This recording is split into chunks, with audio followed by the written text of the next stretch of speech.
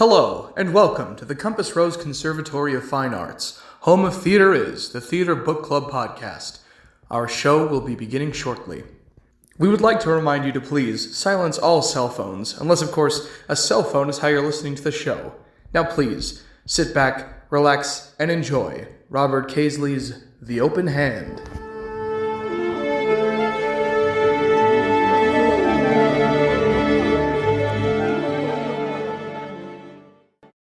Hello, everybody. Welcome To this, the third episode of Theater Is, the Theater Book Club podcast. I am Jacob. I'm J.S. Peterson. And today, we got a real special treat for you because we got a play that's a little different than anything we've done before. The last two plays we've done have been literary classics that you read in high school. But today, we've got some hard-hitting, dare I say... Very recent... I'm saying this part jokingly, edgy college theater. Something that I know a lot of listeners probably aren't super acquainted with, just because... I didn't know this play until it was introduced to me when I was taking classes. It is The Open Hand by Robert Casely. The actual person who introduced this to me was Robert Casely. The department professor of yours. Yeah, I had... I'm really excited to talk about this one. I kept wanting to go up to Jacob and discuss parts of this play. Oh, for the last 2 weeks. Yeah, I would read it and be like, oh my... I have so much to say. I know. This is going to be a really exciting episde. I'm so excited. Yeah, no, there's a lot to talk about. Once again, we'd like to remind you, if you are able to read along with us in the month prior to the episodes, please do. It's always a little bit more fun when you kind of have your own opinion on it, and you can... Cause listen to ours and say, oh, they're wrong about that. Yeah. Or, oh, that was very good. I didn't think of it that way. Because this is a discussion. It's not really us telling you what's in it. It's us taking what we got from it. And we also really would love to hear from you guys. If you read the play, or if you've seen the play, or if you just know what's going on, we'd love feedback. You can comment Instagram. I believe our email is in the description. Any of those, you can. We'd love to talk to you about what you think. Certainly. So Jacob, do you have anything else you want to say real quick before we get into the first scene? No, I think we should just kind of jump right in. Actually, I do have something. So this play is filled with a couple of very mature subjects. So this is just a light content warning. There's some language. Little disclaimer. Ourselves won't be saying any of the particular language, but in your read along, parent advisory is advised. Be aware. It does deal with some mature subject matter, which is something that we're not going to shy away from on this podcast because, we think it's important. Yes. We think these stories are important, they're relevant, and they need to be told regardless of... To quote my father, who was reading along, that Robert Casely really knows how to hit close to home. It's true. He really does. So let's jump right in with Act 1, Scene 1. And that opens with Allison, who's kind of our definitely is our protagonist, one of several kind of the story principal characters. Revolves around her. Certainly. And she is at lunch with her old friend Freya. And it starts with her starting to give Freya a gift. Yes. And she says, just go on and take it. Although she's not really giving a gift. In fact, Freya says, before we even really understand who these characters are, Freya says, well, this violates the pact. Yes. So now we know there's a pact of some kind. So they're sitting at this Nepalese restaurant, and the scene opens. They're both sitting at a table, and there is a gift bag in the middle with a balloon strung attached to it. Mm-hmm. And right off the bat, we kind of get this this agreement between these characters, and it already has been broken right off the bat. Right. Well, and it's pretty clear by the dialogue in this scene. They've been friends for years, and this pact, quote unquote, is very well established, very very entrenched in their friendship. Yeah, and while we keep beating around what this pact is, it's a no gift pact. They're not allowed to give each other gifts. No presents. No preconceived notion of endowing upon your friend a pleasant little, Right. But the way that Allison gets around it being the pact is she says that it's for luck. It's not so much a gift, but it's to quote karmically influence the universe to help Freya with this big job interview that she's headed to after this lunch. Yeah. Freya is a wine connoisseur of sorts, and she's getting a very special interview, and this is kind of like a dream job a little bit for her. Well, she knows her stuff. Yeah. As it's illustrated later in the play, she knows her stuff. And then they, after they kind of get past this pact, they start talking about the upcoming event in this play. And I say event not loosely at all. That is how they refer to it. It is not what it actually. It is not. It never referred. Well, it is referred to, but it is never explicitly what it actually is, and that is Allison's birthday is coming up. As it is well known, Allison doesn't celebrate birthdays.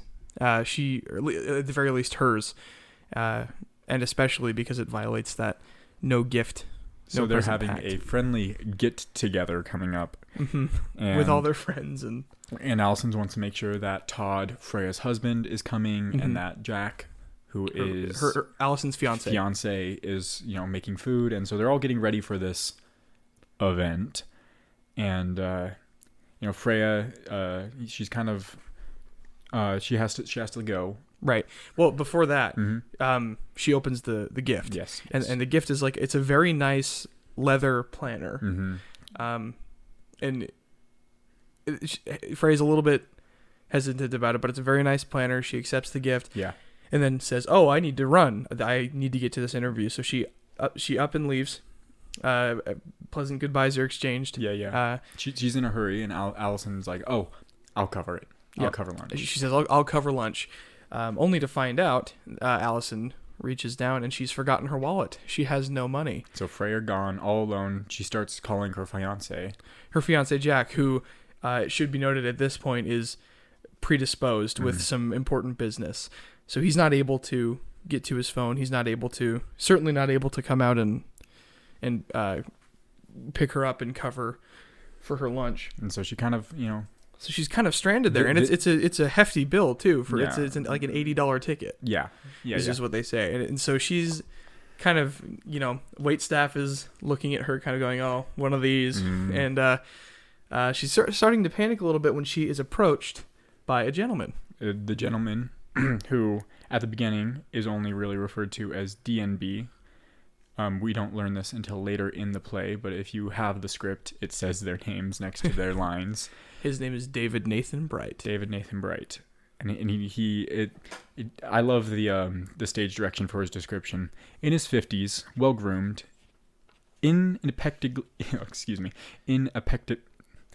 impeccably dressed, and has an air of distinction. He wears a top hat and carries an umbrella.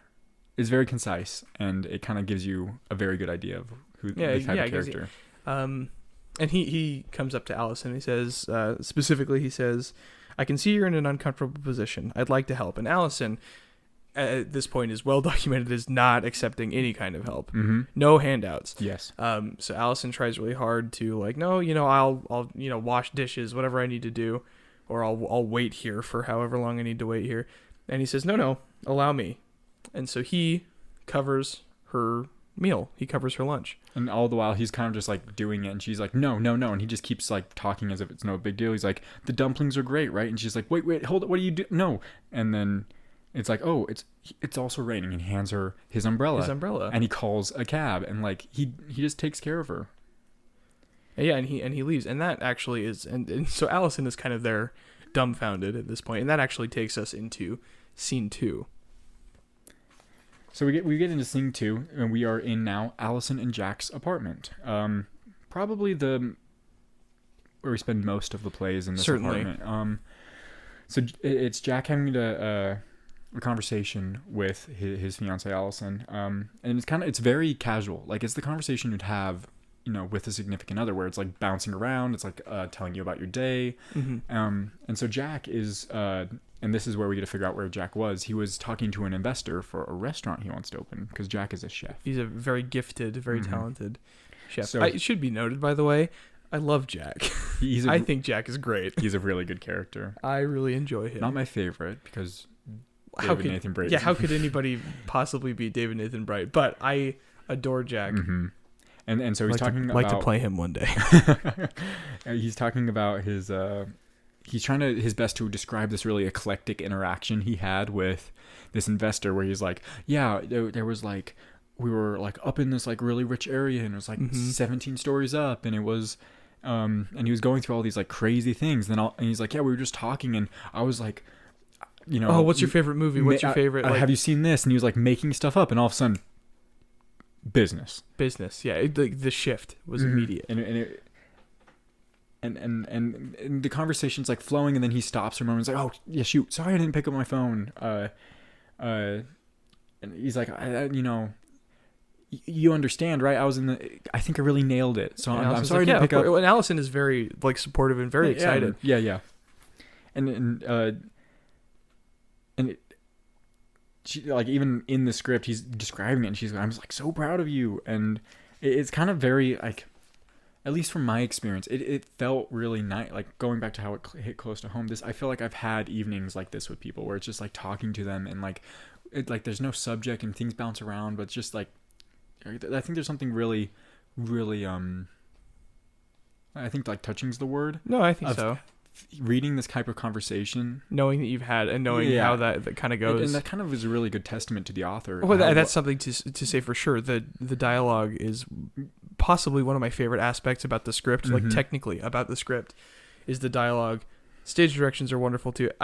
If you've listened for more than one episode, you know this. I adore stage directions. I find them endlessly fascinating, and this play has no shortage of wonderful ones as well. Yeah. I love the technical aspects of a script. And she kind of brushes away the whole like phone thing, and she lies. She doesn't tell him the truth about David Nathan Bright paying for her meal. And then it quickly shifts to the discussion about Todd, and he's kind of elusive at the beginning of the play. Like, Todd, yeah. And to remind you, Todd is Freya's husband. They are, married. Yeah. And he kind of, out of nowhere, Todd, like, when they're talking about Todd, Todd has only mildly come up in their conversation. But they're like, he goes, Todd hates it at Lexus, which is contrary, I think, to what Freya had been saying. Yeah. Previously. Yeah. At the lunch. And Jack goes, shouldn't have said that. Shouldn't have done anything. So now we get the basis that Todd has been telling his wife that he, is at least enjoys his job a little bit. Yeah, or can stomach it. What Freya told Allison. And then, of course, Jack, Todd's friend, kind of let it slip.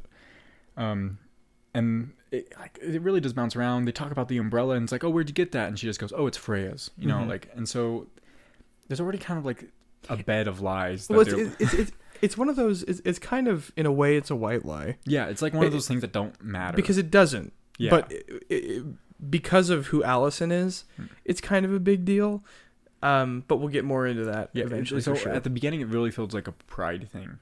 Certainly, that's because we do think towards the beginning, like, oh, she's too proud to accept this help. And so they go on with their conversation, and Allison kind of stops him, and it's very romantic. There's like, they're like drinking and they're like enjoying each other's company, and there's like little intermittent kisses and acts of compassion, and Allison goes like, oh, thanks for the postcard, because Jack bought one for her, but he didn't have the time to write anything. He said, sorry, I didn't mail it from here. Yeah, and so he, from the apartment to the to the apartment, because I don't think they may live together. It doesn't explicitly say it. It's implied. It's implied that they do. Yeah. So he gave her this like cool postcard and didn't write anything, and he wanted to make it up. So on the postcard, he writes, "I do not love you, except because I love you." And it's one of those things, like, each couple has like a thing, like a thing. Yeah, like I love you more, I love you more. It's like, it's one of those. Yeah, it's for them. And so it's one thing that like for everyone else isn't significant at all, but just to those two people is the most meaningful thing. It's often gross to Yeah. This one's not as gross. This one's cute. And, but and we've all had, like, if you've been in a committed, you always have those. oh yeah, for sure. It's always just part of it. And then at this point, we also learn that Jack is very well aware of her position on gifts, and because Allison says, "Well, you should, get some wine out," and he says, "The good stuff," and she says, "No, save that for Friday," and he goes, "What's Friday?" Knowing full well what Friday is, but it becomes clear they know each other like very, very well. It's like, don't say a thing, and he's like, "Say a thing about what?" It's like, right. It's like he's been around the block with Allison for a while. I mean, they're obviously engaged, so they are.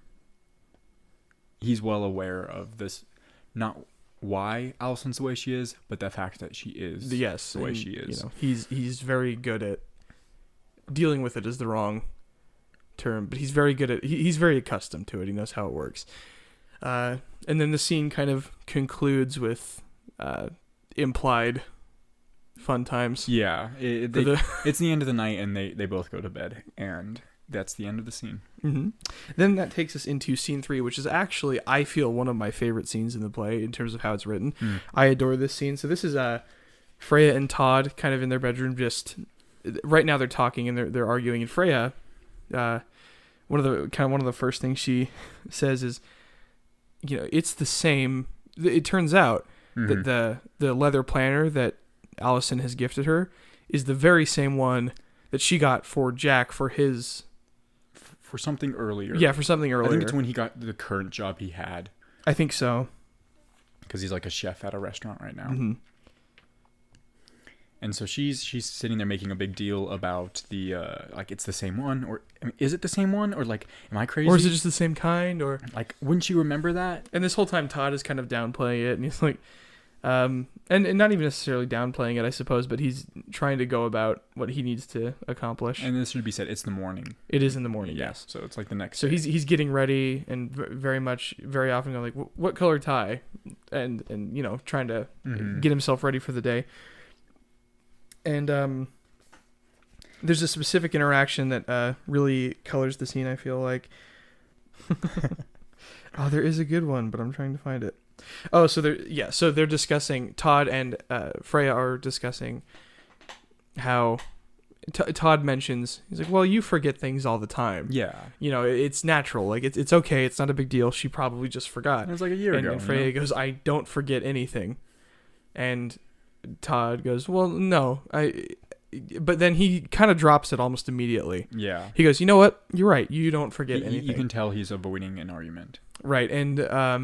And Freya is sort of, no, what do I forget then? What do I forget then, Todd? And he really tries to just continue the conversation. He's like, it's just like, don't worry about it. Don't go full detective. Just like, it was a good deed. Right. Well, and this is where it gets simple too, because the conversation that they have escalates a little bit. Tensions run a little bit higher. And Todd finally, after kind of a beat, says, okay, you know what? I don't like cilantro. You put it in everything. I don't like it. I know I've told you I don't like it. And Freya is so absorbed with what's going on. She's like, what are you talking about cilantro for? Like when there's clearly a bigger issue. Yeah, and he's like, oh, that's something you forget. And she doesn't even realize that he came up with that very thing. She was like, no, tell me. Because she's so absorbed. Like, it's not like anger, but it's just like she can't get over it. That's a very common theme in this play too, is that, like, I'm not angry, I'm irritated, but that's not what I'm feeling. That's one of the things I really appreciate about it, because you can really tell, because 100% you have felt what these characters are feeling, but even you don't have a word for it, really.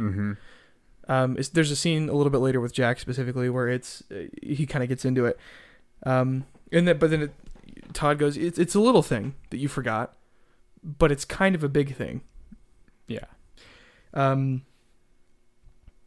then Freya just sort of very passively, dismissively is like, well, I like cilantro.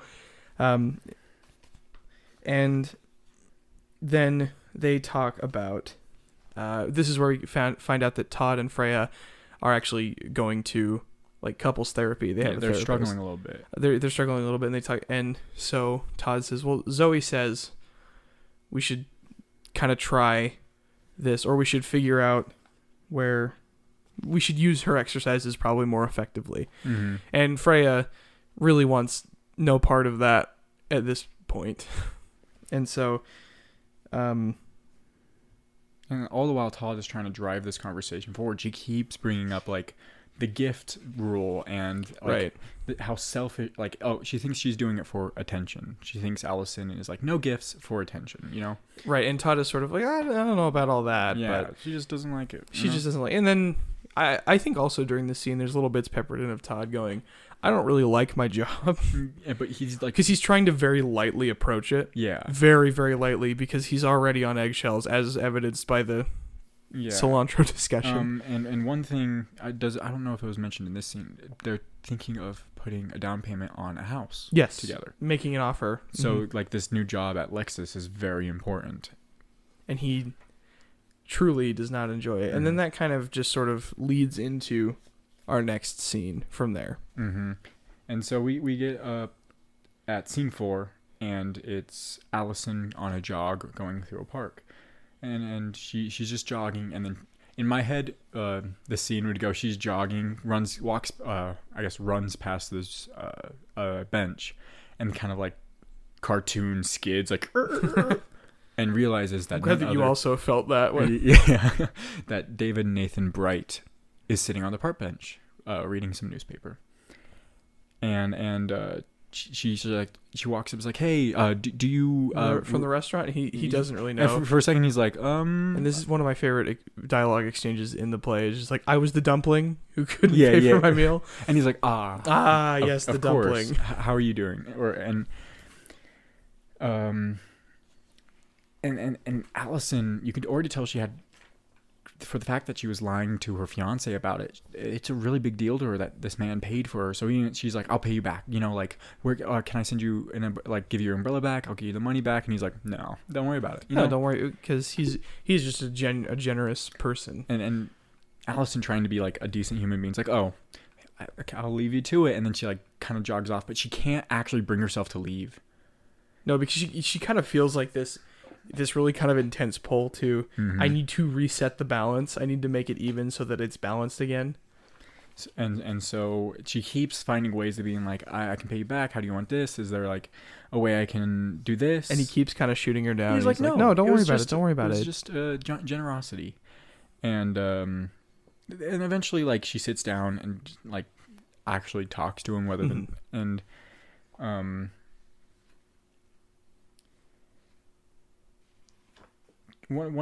one of her attempts that she's like sprinkling in between the actual like small talk, is that she and this is kind of, you can tell like David's getting a little annoyed, and she's like or at the very least uncomfortable with she's like, are you sure there's any way I can repay you? And he's like, actually, yes, you can. Let me read my paper. And he says it very politely. He's like, yes, enjoy the rest of your day and don't give it another thought. Mm-hmm. And, you know, that's very like, oh, that's awesome. Yeah, that's like a good, you know, kind of like a I mean, it definitely is hard to not, especially when somebody just sort of does something nice for you randomly, and you're like, oh, well, how do I, pay you back? And once it is hard, admittedly, to be like, I guess I just have to accept it. And specifically for Allison as well. And so finally, like, she's trying to like find a way to bring closure for herself. And she's like, I was raised with proper etiquette. You know, my mom always made us write thank you letters to our family when they gave us like letters and gifts. And so is there, me and my twin brother, and she drops that she has a brother. We always had to, write these things. So is there like a way I can send you a note or a letter? To like, so I don't go to bed with my mom nagging in my head. And, he finally like gives her this business card, and it says David Nathan Bright on it.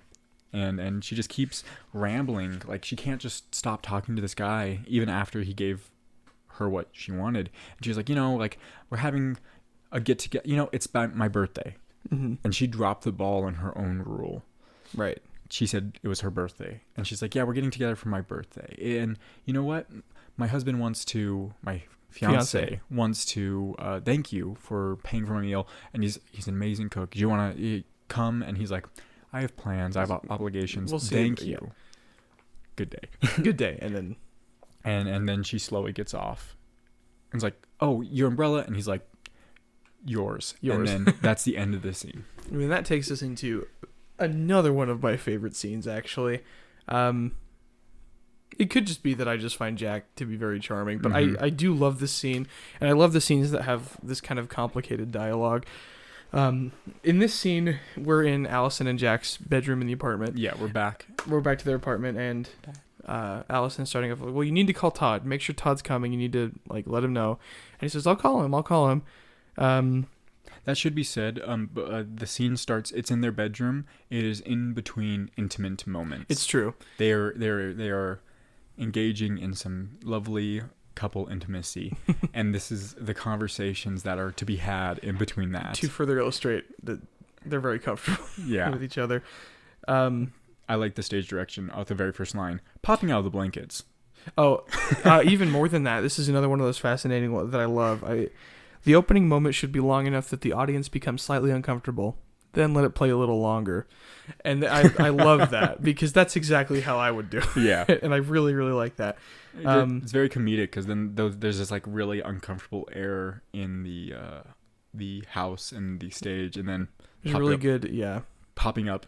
You should call Todd. There's a really, really funny innuendo immediately. I can't read it on the podcast for us to maintain our educational air, but it's really good.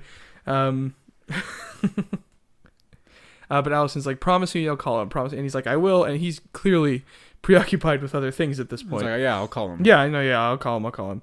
And then Allison is like, well, you told me I'm kind of obsessed now because you told me Todd hates his job. And Jack is like, no, I did not tell you that, because he doesn't want Freya to hear it because he knows that big things are happening. To read the stage direction at the bottom of that first page, Jack, not entirely certain what he needs to say right now, but he knows enough to know that he needs to change the subject. Which plays into my next thing, because he does that kind of sometimes for a while too, because Jack, when he's trying to address what he's feeling, most of the time he sort of tries to skirt around it, because he's focused on it, but he's trying to kind of keep Allison in the same, kind of keep her there. Yeah. And they're just sort of continuing their night, and then Allison sort of seemingly out of nowhere goes, I lied to you. And Jack, being like the loving boyfriend, he's like, oh, weird, okay. Yeah, and she goes on to explain. She's like, here's what actually happened. This guy paid for Freya and I's meal because I didn't have and he says, huh. I mean, he's like, that's a weird thing to lie about, but whatever. Yeah. But because he understands why she would, but he's like, that's, to a degree he understands. And he says, well, okay, that's kind of funny that you'd lie about that, but that's okay. And it kind of, at this point, it kind of starts to lead to a little confrontation between the two of them. It started they already kind of got in a spat with Todd. Right. About Todd, at least. Yeah, and that kind of started that's what actually ruined the intimate moment. She brought up Todd, and he's like, you can't talk about Lexus. And she got very upset, but then he tried to bring her back to bed, and then she started thinking, and now she started thinking about the dinner and the lunch, and then it all kind of comes to head where, when she's... Well, and she's talking about David Nathan Bright, and he's like, well, okay, was he a creepy guy? Was something wrong with him? She's like, no, he was perfectly fine. He was a gentleman, and there was nothing really objectionable about him. Yeah. And he's like, I'm sorry she's like, I'm sorry. I don't understand why I've been holding this in. It's kind of stupid that I've been doing this. And he goes, it's really nothing. And then, but right as they're kind of getting back to it, and he's like, she goes, I saw him again. And at this point, Jack is like, oh, she tells him about the run that she went on. Yes, and Jack again kind of goes like, that's kind of funny that you didn't tell me about that. Yeah. And then he goes, okay, so this is weird. now I feel like I'm the jerk. Yeah. And he's like, I wasn't there for you. Yeah, I wasn't there for you. And then she kind of laughs at him because like that's how like lovers talk, quote unquote. But he's like, no, I've genuinely like, I wasn't able to help you, and that makes me feel dumb. Mm-hmm. And so what started like, oh, okay, yeah, someone paid for you, as quickly and rapidly not been the case. And then when he's like, yeah, I feel guilty now. Like this has made me feel guilty. And she's like, oh, are you upset he's that like, he paid for my lunch? He goes, or no. And he's like, I'm not upset. And she's like, well, something else? And he's like, I'm feeling, and he can't put his finger on it. It's just like, so Allison, she kind of suggests like, are you irritated? He's like, sort of not. Yes and no. That's not the right word. And it's like, I sort of stupid. And she keeps trying to put like a word on it, and he's like, just stop repeating me. Mm-hmm. And then so it kind of gets to this point where Jack is like, okay, look, you told me you lied, which about a stupid thing, which wasn't a big deal. But the fact that you lied about it now sort of makes it a big deal, because what actually happened was not a problem. But how you reacted to the need to not tell me. The compulsive need to not tell me the truth about it now feels like a big problem. And it wasn't just like one lie. She lied about it was several, the meal, and she lied about... And the umbrella. And he doesn't even know she lied about the umbrella yet. And she's lied about like meeting him again. And it started like... I have in my notes written, relationships are confusing. Not upset always means so much more. And it kind of gets to that too, because she's like, are you like upset with me? And he goes, no. He's like, and he goes, for what? And then he starts to realize like for me not being there. And he's like, and for you calling me at honestly a really bad time. Mm-hmm. And it's like one of those things where no one really knew what to do. Like, well, it's like she's not intentionally guilt tripping him at all. Yeah. But he kind of feels guilty. And then also she lied about it. Mm-hmm. And so it's like, am I guilty? Am I mad at myself? Am I mad at her? What, this situation that shouldn't be like this? And they kind of don't know what to do. Well, because Jack goes like, oh, you know what? I kind of am mad at you. Yeah, and Allison goes like, I'm mad at you too. And he goes, why? What did I do? And she was like, I don't know. That's the thing. That's exactly the thing. I don't know why I'm mad. And then there's supposed to be like, right after that, they both realize they're mad, pause for a second, stare at each other, and it's like, shall we engage in coitus? And I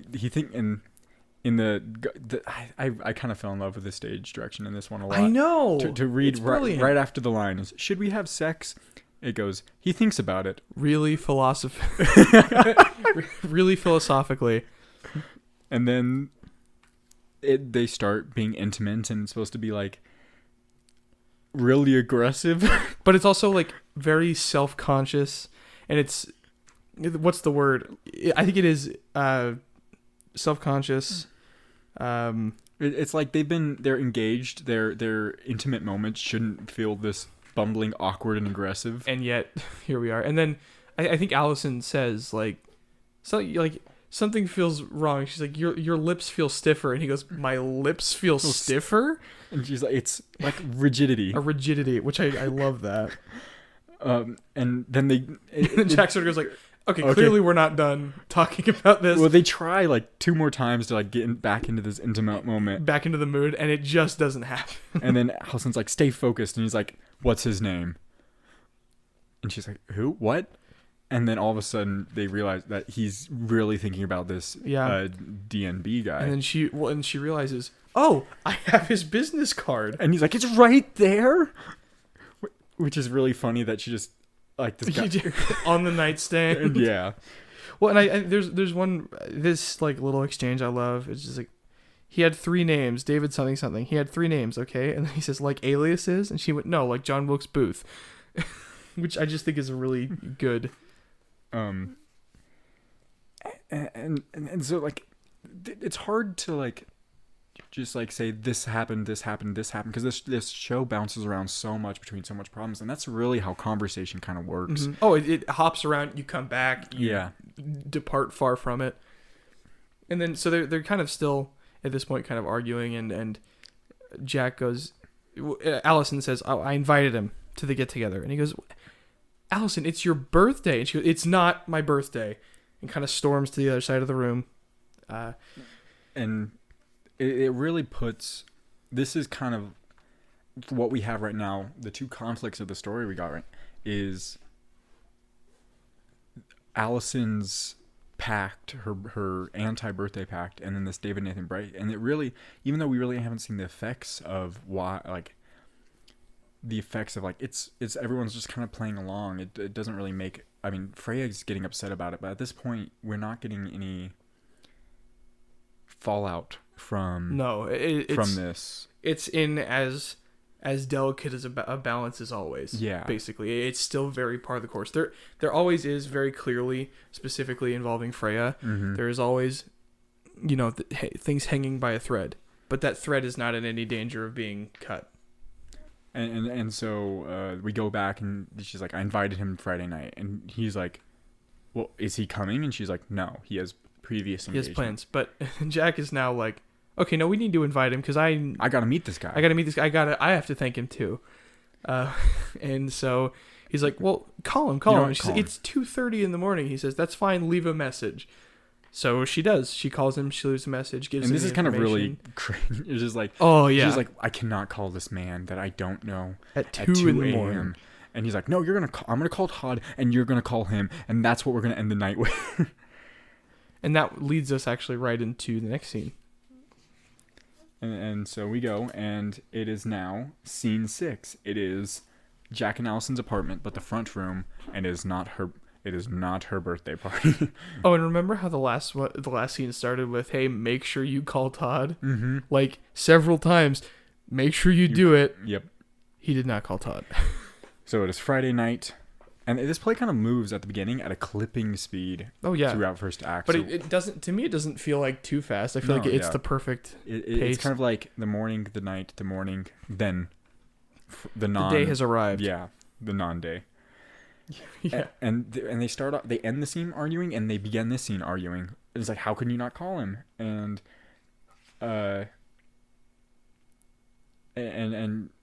Jack's like, I don't know, I forgot, I'm busy, I have a lot on my mind. And to be fair, he does. He's got a lot going on. Okay, I'll text him. And Freya comes on stage, and she's kind of just like enjoying it. She starts this scene particularly just like she's just got to the party and is enjoying. She's jovial. She's like, oh, like the bathroom's so beautiful, and this apartment stuff the grown-ups talk about. Yeah, and Freya starts talking to Jack, which isn't part of the script, but I think in character, it's part of the writing, but not part of the focus of the script. That I feel like a lot of times that there's two couples, the couples only really interact with each other. Mm-hmm.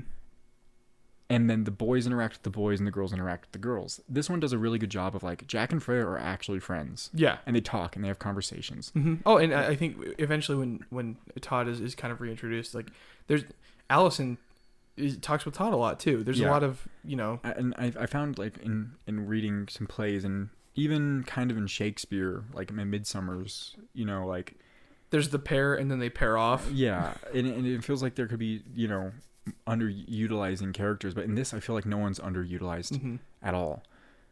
It's just something I really appreciate about. No, absolutely. That's one of my favorite dynamics is kind of that long time, like everybody knows where everybody stands. Yeah. Yeah. So because that's how real life is, and I think that's often some of the best dialogue you'll get in a script. And so Jack starts asking Freya about her interview, because this is after the interview at this point. And she's like, I'm nervous, but I'm optimistic, And she's like, they called this morning, but it sounds like they got the job, but there was an accent, so I couldn't tell. It was like, it wasn't explicitly like, you got the job. And so she's like, I'm on pins and needles right now. And then Jack's bringing out food, and it's a very like lively, like, oh, we're getting ready for. Yeah, it's like a gathering, mm-hmm. And Jack brings out some incredible. This is the special. Some incredible dishes. Yeah, and he also, with that, brings out this special wine that we mentioned earlier. That he's been saving. Yeah, saving for a special occasion, even though this is not a special occasion, one type of thing. And that's kind of where we see like a bit of like, they're both like Freya's talking about her job with wine, and Jack's like, yeah, I kind of have this wine. And it's kind of besides the very first scene, like very, and there's a reason for this, but it's very like non-confrontational at first, and it's kind of very, it's cordial, refreshing, and yeah, cordial. it's very and nice. I don't know, it's just good conversation, right? And I think too, at this point, this is when we learn that Freya, unbeknownst to Todd, yeah, and everyone else, she kind of breaks it. She goes, "I made an offer on the house because we were talking about." She believes she nailed the interview, so now she has a new job. Todd has a new job. She thinks they're in this great life position to, put down an offer on a house, and that's a big thing. That's a big commitment. Well, and it's that's an important step. It's coming from two boys who live in an apartment. I can't imagine like owning property. Oh, it's horrifying, isn't it? Yeah. And so Jack goes into the other room and starts getting the food, and he's like, "Hey, Allison, can you come and help me?" And that leaves Freya alone in the kind of like the main room, the living room, and there was a knock at the door. And they're like, "Oh," Freya's like, "Todd's here. I'll go get it." Because according to Freya, that's all that's supposed to be there is the two couples. And then, unbeknownst to her, she opens the door to the none other than David Nathan Bright. and Freya walks in and she's like, guys? Who is this well-dressed man at the door? And everyone, for some reason, like, the off stage, the other two are working on the food, and they think that it's Todd here, so they both are like, "Hey, Todd," and like yelling, and like Jack calls him like some words, and like this like very well dressed man's standing there, and who has now been referred to as slightly in a vulgar way, like it's a friendly thing, but like something you would never say in mixed company, right? Really. And it was like when I walk in from work and shout obscenities at people in the apartment. And so they finally realize that who's actually here, and it's David Nathan Bright, and he's holding some flowers and a wooden box, and inside this wooden box is this grand wine bottle. And Freya notices that he brings gifts, and she's like, "Hold up." That's, I think too, Freya's kind of like, I don't understand why this is okay, and I think she's kind of personally slighted. Mm-hmm. Because she's like, well, I couldn't do that. I couldn't bring a gift for my friend's birthday, not her birthday. Yeah, and she kind of states it, and it really, like, she's like, "You can't bring a gift." And he's like, "What?" Yeah. And he goes, "What?" Or he's like, "Pardon?" "I'm here for the birthday." And she's like, "There is no birthday." And he's like, "Oh, I was under the oppression." And then that's when Allison comes in, and she's like, "Oh my God, you're here." And he's like, "Yeah, you called me at 2 a.m. Yeah. And my plans kind of changed, so I thought I'd stop by. Yeah, at the very least to stop in. Give you a gift and say happy birthday. Right. It was a lovely letter, and I wanted to make it up to you." And then Allison's like, "Jack, you need to get in here." and Jack, still not knowing that David Nathan Bright's here, he's like, "Hold on." And then you like hear him burn himself. And I really like when he walks out and all he says is, "Burn myself." And this whole interaction, I'll read for Jack, you read for D and B here. Okay. So it's just, "Burn myself." "You're Jack." "I'm Jack." "Hi, Jack." It's brilliant. I think that's so it's good. just like this air of awkwardness. It's perfectly suited for what's going on. Yeah, and Allison's like, "This is David Nathan Bright," and Jack puts the platter down and extends his hand, but he has two oven mitts on. And it's very comedic. So he has to go like, and take his mitt off. And it kind of adds to the awkwardness of everything. And then he shakes him with his burned hand. Mm-hmm. He's like, "I really burned myself." Like, "Yeah, I really burned myself." That part wasn't a lie.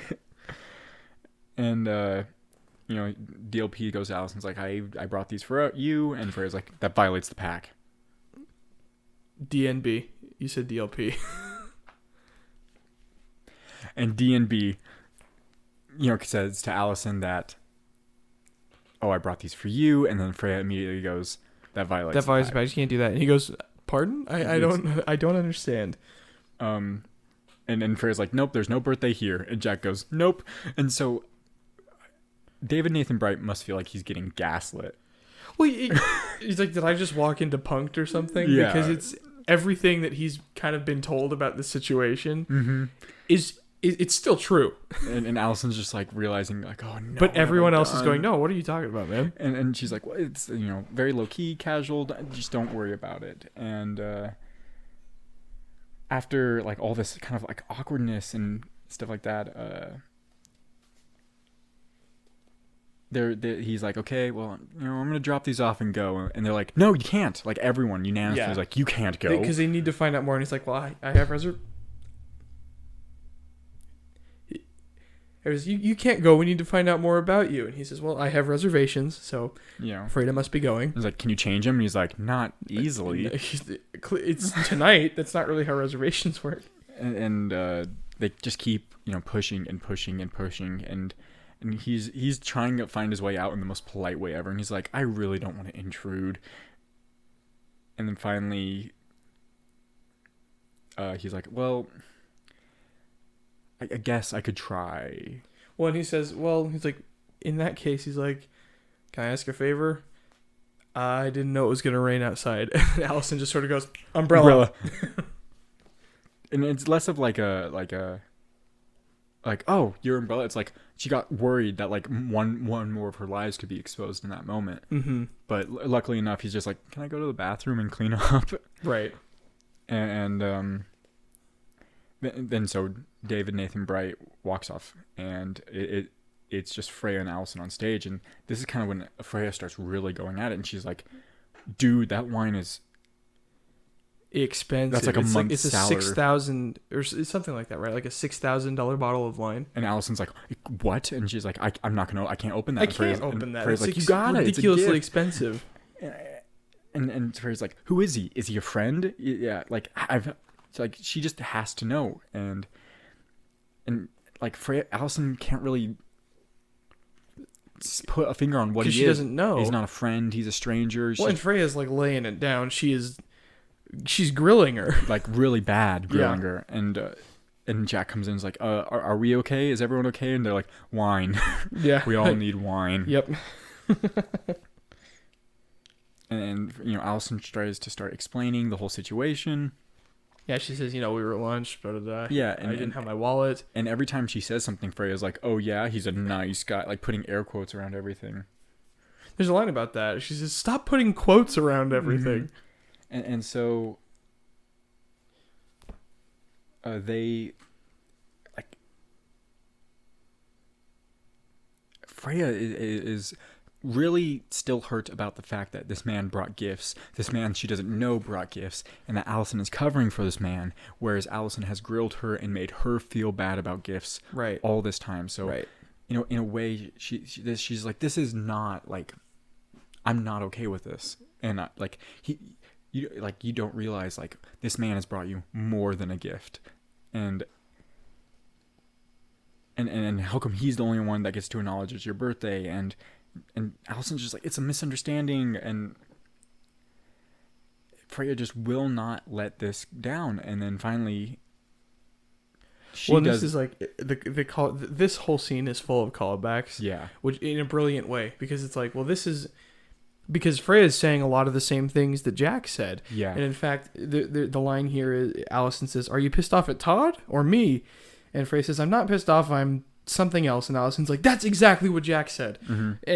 And Freya being mad at Todd that he's still not here. It should be noted that they're like, where's Todd? Like, so Freya's kind of like angrily rambling. It's like kind of like pacing back and forth and just listing stuff off, and she's like, where's Todd? And like and Allison's trying to diffuse it, and eventually Freya's like, are you sleeping with him?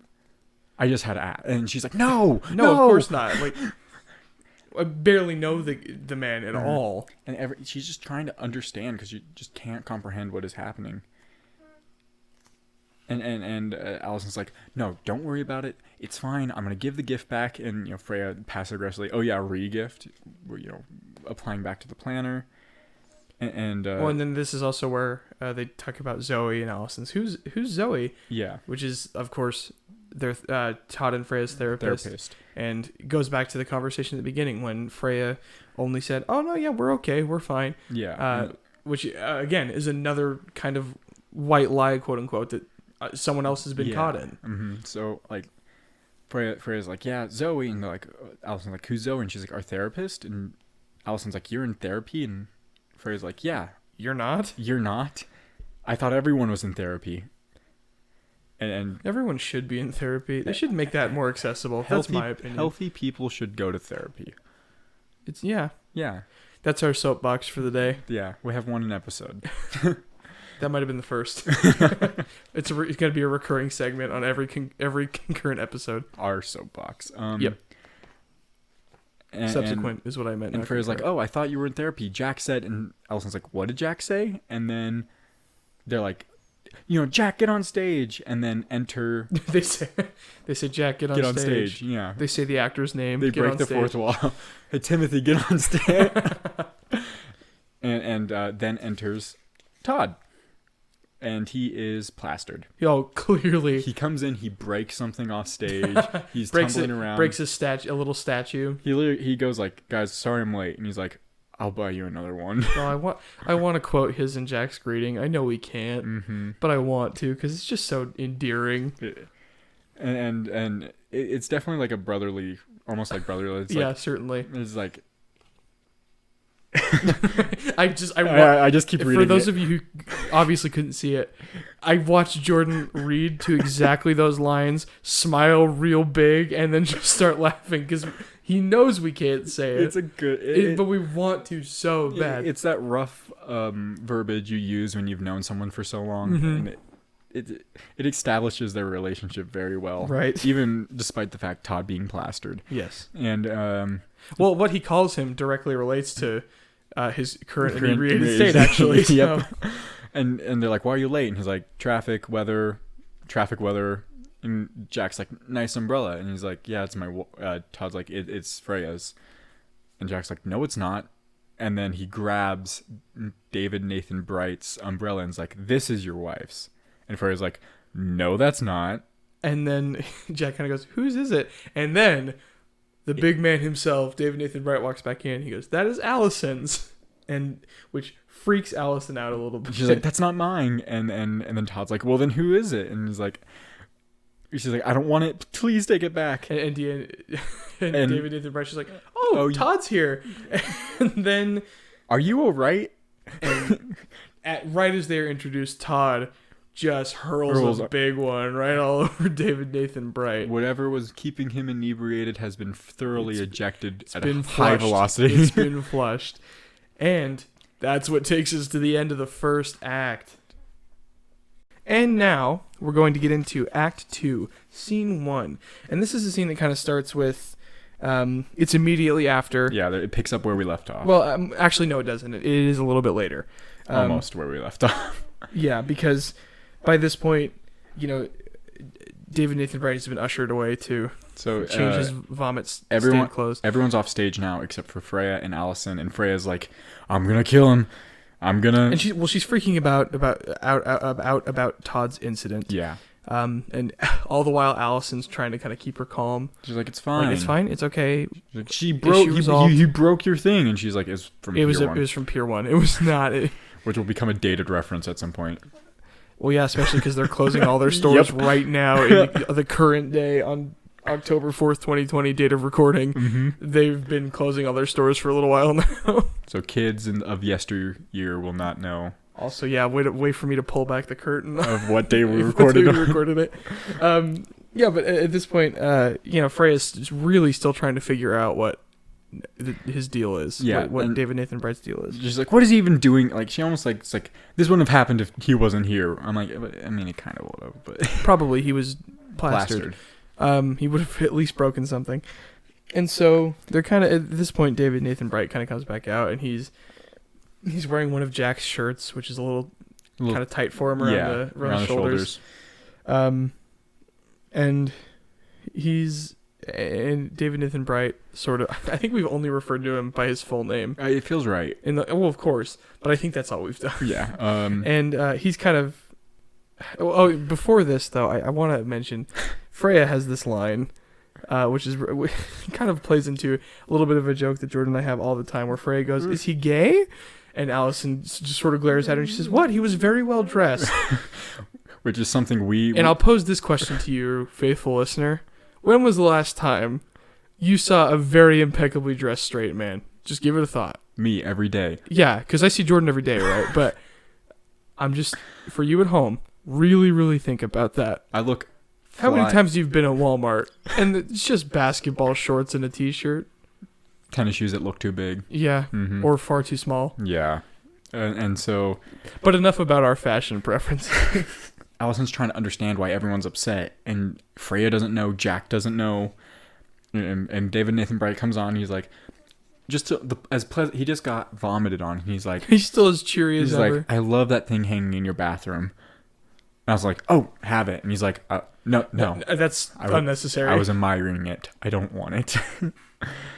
And then we kind of, this is where Freya starts to grill David directly. Instead of grilling Allison, she starts just grilling David. Just kind of immediately, like rapid fire, and she's like, "David, okay." If his she starts swinging big. She's swinging for the fences immediately. She goes, "How old are you?" He goes, "Pardon." And he's like, "Because it's my understanding that when you're grown up, that's not a very polite thing to ask right off the bat." Yeah. Like, that's like the second question you ask. Maybe even further down the list. Once you've known each other and met a couple times. She and everyone's kind of been drinking wine here at that point, and it starts showing really heavily. She does the most, like, I'm suspicious of you question you can do. And it's the most, like, I'm the bad cop line of questioning. She's like, David, is it okay if I call you David? That's very much a bad cop introduction, right? That's like, I've seen that in Criminal Minds, I think. I'm pretty sure. How old are you? And she just like goes one at a time, and it's question after question, and Allison's just like, let's talk like humans. Yeah. And leads to one of my very favorite. So he starts talking about how he has to get his shirts kind of specially made, because his body's shaped funny. He has broad shoulders because he swims. And Freya, because he says, I've got this wonderful guy in Italy who makes these shirts, and I buy them in all my family. And she's like, big family? You Catholic? He goes, no. And then he goes, do you have a lot of friends who wear shirts? Which is, I have no words for how much I love that. But it's just, do you have a lot of friends who wear shirts? And his response is perfect. I've never really thought of it that way. Which, because, I mean... from personal experience, I have a lot of friends who wear shirts. Yeah, almost all my friends wear shirts. And then Jack sort of comes back out with his food. He's like, all right, let's see if we can maybe alleviate some tension with some food. Well, I mean, when it's already far beyond salvageable. And boy, does it just keep going. Oh, it piles on, my friends. And then, so before David Nathan Bright even tries Jack's food, he's like, this is brilliant. He's like, I had no idea that I was dealing with such an accomplished restaurateur. Yeah. And Jack's like, all right, now hold on, you gotta try it first. I'm just a chef. I'm just a lowly chef. Yeah. And then he kind of accidentally on purpose, we'll say, he kind of breaks the news that he's in the running for these investors are very interested in his work. And so they kind of break that to everybody. Yeah. And he's like, investors, they're fickle, so I'm just gonna, Keep in mind, David Nathan Bright hasn't eaten anything yet, and he's already like, I'm gonna be a regular at your restaurant. Yeah. Like, this is brilliant. And so like everyone sits down to dig in, and they're like, oh, come on, Freya, and she's like, I'm drinking. And thinking. Yeah. But specifically drinking. And can we get your shirt dry cleaned? Do you live near? Like, she's like trying to she's trying really hard to find out. She's like, do you live close? And he goes, no, not really. Not really. He's not letting anything on, and it's he's doing it on purpose. He's just there. He appreciates. He must find this group somewhat charming to put up with him this much. Of course. But now, if you thought it was chaotic to this point, strap in, kiddos. We've got quite a scene for you. Get your seatbelt on, because go ahead, Jordan. And so we they're like, okay, we'll eat. We'll grab a bottle. And David Nathan Bright goes, oh, just go ahead and grab mine. And mine. Jack, who has no clue, completely unaware, is just like, oh, wonderful. Yeah. And Allison's like, no, he can't open that bottle. She doesn't explicitly say it. She's like, let's do Jack's bottle. And Jack's like, oh, okay, yeah. And she's like, actually, you should introduce the whole food. And he actually goes through this lovely menu of food. It sounds wonderful. Yeah, salted cod, cherry tomato salad, venison mousse, Oh, it just sounds a veggie paella. Ooh. Ooh. Okay, we gotta stop doing that. And finally, that DNB eats the food, and he's like, "This is brilliant.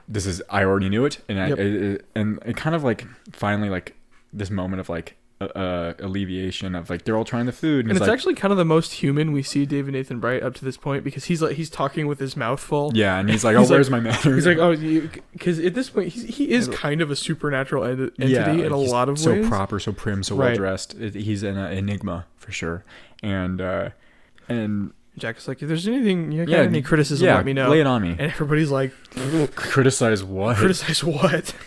And so like, and DNB's like, it's great, and Jack's like, I actually truly appreciate that, and I'm really glad you came, because I can thank you, I can pay you back with some food, and it's like, it's very like this lovely like thing where Jack's like, I made this for you, for you paid for my fiance, this makes everything right. Right, and then there's actually this one little moment of peace that happens, and you kind of feel like, oh, if the play ended here, it'd be just like the most lovely, like, oh, and everything is well. Comedy, wouldn't it? Yeah. It would be essentially A short like little comedy. it'd be like a spiritual sibling to like something akin to Arsenic and Old Lace in terms without the death. Well, naturally, but like in terms of how the show kind of wraps up and the level of comedy, where it just ties itself in a bow at the end. Exactly. That could have been this. It's not. Alas, Robert Gainsley had other ideas.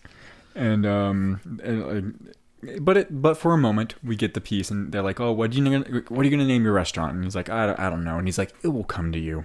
And it's very, very fine until it's a little stiff, but it's in terms of like the feeling is a little stiff, which is intended. It's not the script itself being stiff. It's the feeling that's created, which is important. And then Freya gets right back to it. Right. It says, in the direction, Freya, helping herself to more wine, scooches over, pats the seats, making room for David to sit next to her. And she's like, so I'm curious, what do you do? Just out of the blue. Yeah. And he's like, excuse me. Well, and she says, and he goes, a little here, a little there. He didn't really it's nothing he thought that would particularly interest him. And, I kind of totally understand that a little bit. Because whenever people are like, oh, so what do you enjoy doing? And I'm like, theater. I say theater, and then I immediately become inaccessible to people. Because it's kind of like a lot of people appreciate theater, but no one really cares about it. So I kind of really get where he's coming from. He's like, I don't know, do much. And she kept pressing, and he's like, what do you do? And he's like, it's boring. And he's like, I don't really do it. It's more like I'm passionate about it. And he's like, I'm on a number of boards for art galleries, for art councils, museums, theaters, opera. He's kind of like a benefactor. Yeah, for the arts. He says, I serve as an advisory capacity. And meaning that he kind of gives money and allocates funds. And I'll give you advice and do that. And Freya, that wasn't a good enough answer for her. She's like, oh, so besides money, what do you do? And he's like, well, I advise. I'm there. I just help the community. He's trying to explain it, and she's just grilling him. Nope, that. And then Allison tries to save the day a little bit. She's like, okay, David, David does not have much David time. doesn't have much time. David's and he's like, it's true. I really don't. I should be going. I have plans. Mm-hmm. And so right before he leaves, Jack's like, oh wait, we should do at least one toast. How about let's do a toast? And Allison's like, oh, what about we wait for Todd? And that's kind of how they rope him in again to not leave. And they finally convince him. And he's like, okay, I'll make a call real quick. I'll tell someone I'm running late. And he's like, actually, I don't have reception. Can I go? And yeah. And so he leaves the room. He goes to the balcony, kind of by the wine rack. Yeah. And they're like, Freya, what are you doing? She's like, I'm inquisitive. It's like, well, you're also drunk. And yeah. and Todd comes back in, disheveled. But alive. Better. Probably not as drunk that he's a little sobered up now. It out of his system. Slightly more sober. And they're like, hey, what's up? And he's like, I'm feeling better. And everyone's like, all right, okay, Freya, can you keep the evening light, please? And they're like, Allison's like, oh, hey, Todd, you're glad you came. Mm-hmm. And Todd's like, actually, I have news for everyone. And Freya's like, oh, I do too. And Todd's like, yeah, I quit. And then Freya goes, well, yeah. I put a loan, I put a payment on the house. I put an offer in on the house. Like that moment of like where no one told Freya that Todd hated his job. Freya thought everything was going well. And so he's like, they were going to fire me anyways. So I wouldn't give him the satisfaction. And he goes through like all the reasons he was going to quit. And he's like, I thought about talking to Zoe, but I said, I'm going to get plastered instead. And then all of a sudden, Jack's like, who's Zoe? And it's like, Allison, who finally knows who Zoe is, like, not the time. Yeah, like, now's not the best it's time. Once again that thing where they just keep pulling in different things and everyone's trying their best to focus on what is at hand, but no one can. And this is where what we thought was awful, cringy chaos, just the vomiting thing, it just keeps going. Mm-hmm. And a good line is like, when Todd figures out that she put a offer on the house, he goes, well, isn't that ironical? Referring to like, I also quit. I quit. Yep. Jack's like, everything will work out. And Todd kind of goes off on a little thing. He's like, will it? That's just like what people say. Yeah. I don't know that it will. Yeah. And they're like, things don't work out. And that's why we're going to Zoe. And Jack's like, who's Zoe? and then Todd goes, they like mention David, and Todd's like, who's David? And it's like, that's the guy you threw up on. Well, I think it's brilliant because he goes, David Nathan Bright, and Todd goes, I know that name. Is he an actor? Yeah. Because it sounds like an actor's name, doesn't it? Yeah. And then DNB comes back in. He's like, okay, I'm yours a little longer. And he's like, and he looks at Todd. Hi, Todd. I'm David. We met earlier. And he's like, the guy I puked on, right? on. Yeah, don't worry about it. And then Todd goes, I wasn't. Very casually, like, I'm not worried about it. And like Allison and Jack are quite horrified at that comment, but it kind of tickled DNB in the right way. It's true. And then he's like, all right, well, so now I want to know about you. He's like, I've been grilled all night. You've been grilling me all night. Let me ask you some lowballs. Yeah. And so he's like, how do you guys all know each other? And it's like, college, we were roommates. And Freya shoots it back at DNB. She says, we have a backstory. Do you have a backstory? And then they're like, what about Jack and Todd? And they're like, we were like the community drunks. Yeah. Well, and this is where we learn too where that kind of inside thing with Allison and Jack comes from. Yeah. So once DNB kind of like they like go class and they're like, okay, well, what else? And Jack dropped out of college to go to culinary school, but Jack liked Allison, and so he signed up for the creative writing class, to which Todd remarks the academically sanctioned version of socking, which I think is hilarious. I mean, yeah. And then so finally the air in the room kind of really clears in this moment, and Jack and Allison start talking about like how they met, and like in almost any and every couple you ask like, how'd this happen, usually will start getting all gushy and like doing their cute little things while they explain the story, and it can be very endearing, also kind of sick. You gross. Yeah. That's what I have to say about that. And Jack's like, I made her a cake. With that quote on it. With yeah, I do not love you, but to love you. The one that he wrote on the postcard early in the show. And, everyone are like, Jack and Allison are looking at each other and smiling. And David Nathan Bright laughs like he's in on the joke. And like Freya's like, they do this all the time. and she's like, what does that even mean? And DNB simply says, it's Neruda. Yeah, it's Pablo Neruda. Yeah. He knows the poem that's from.